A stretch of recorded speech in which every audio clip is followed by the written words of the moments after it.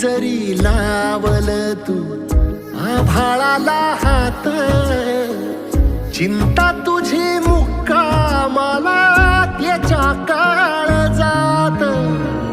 वाचतेच्या डोळ्यातली कधी कासावेशी, तुझ्या पायी राबान मी हाय त्याची खुशी र, हाय त्याची खुशी.